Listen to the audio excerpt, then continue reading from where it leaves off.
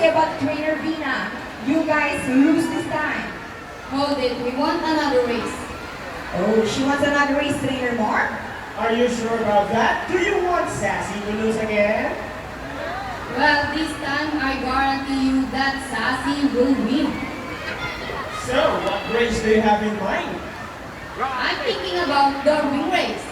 And what is our ring race? The first bird who can drop 3 rings into the hole the fastest is the winner. And that is the ring race.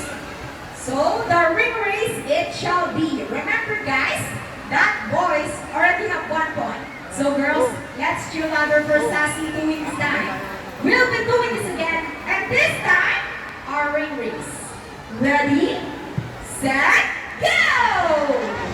Here's Rocky's first ring, followed only by Sassy. Another ring from Rocky. Hey, what's happening? Sassy picked up the 3 rings at the same time. Oh, never say. And the winner is Sassy. What can you say about trainer Mark?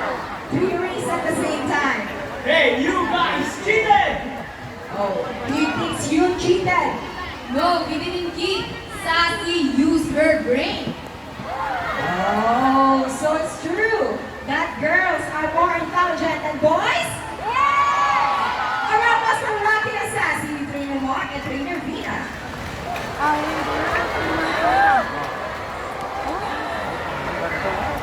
Parrots are particularly known to be intelligent and perceptive. That's why we continue to enhance their skills and not get bored. So here's Sassy once again, and she will show us how intelligent she is by putting the shape back to its correct slot.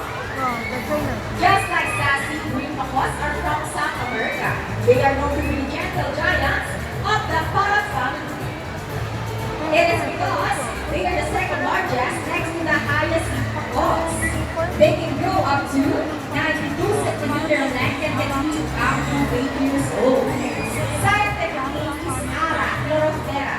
They usually feed on seeds, nuts, salts, and minerals along the river banks.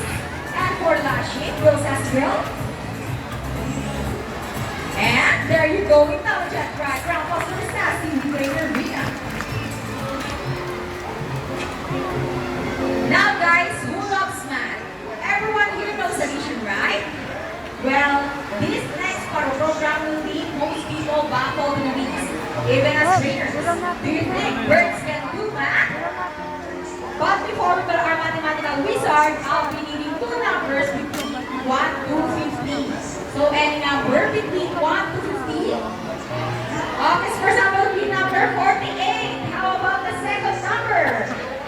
Okay, second number will be number 10. So the equation is 48 plus 10. Let's see if our mathematical wizard can solve this equation. But first, trainer Mark will shuffle the numbers. Okay, so the equation is 48 plus 10. Now let's go to our high Rocky. Wow, look at that. What a beautiful entrance. Okay, so trainer Mark is ready. Go Rocky, solve the equation for us. 48 plus that. And Rocky gets the first number correct. How about the second number? Okay, up the second number Rocky. Well, Rocky loves numbers. And I think he's calculating. And he knows the answer.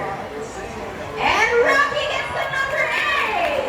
So, 48 plus 10 is equals to 58. Look at super happy for Rocky. We trainer R. So this time, we need an adult volunteer with 500 peso bill. Once again, I need an adult volunteer with 500 peso bill. Just raise your hands and my co-trainer will choose one. Okay, I think we got one. Sir, please join me on stage.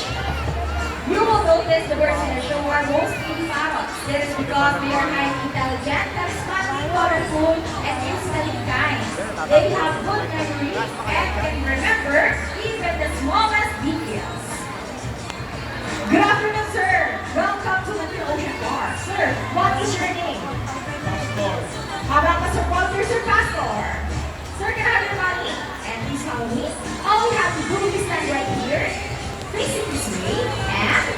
your left arm just like this.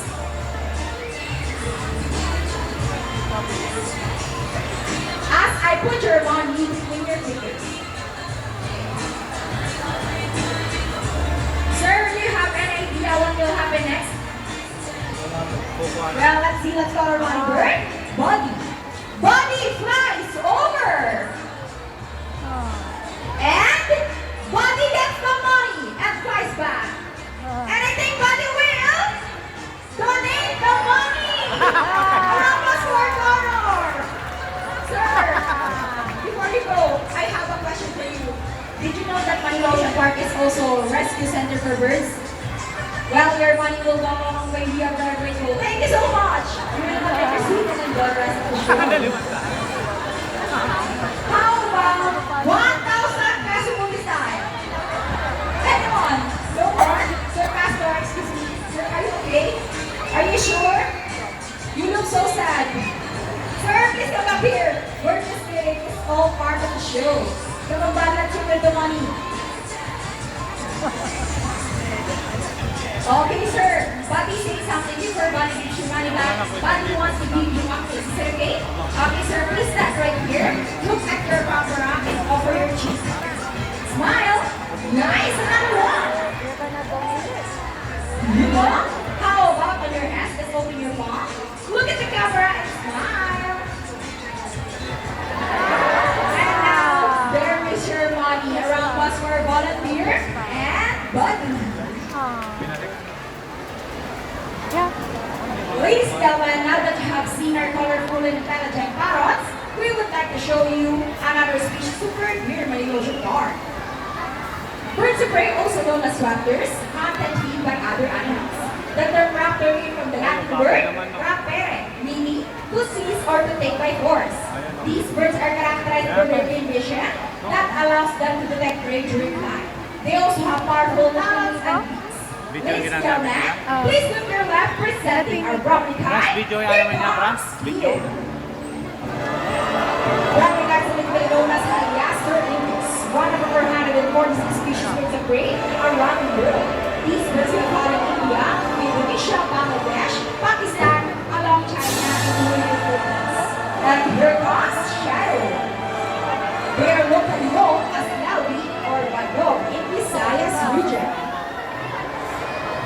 Everyone, meet our amazing chickens! Wow, look at that! And as you can see, we have our homing pigeons. Homing pigeons is an innate homing abilities, meaning they will generally return to its nest and mate.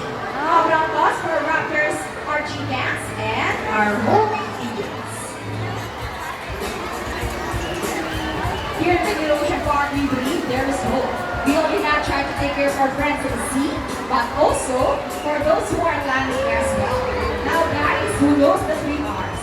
It's reduce, reuse, and recycle. So once again, here's some numbers to show us the proper waste disposal. So guys,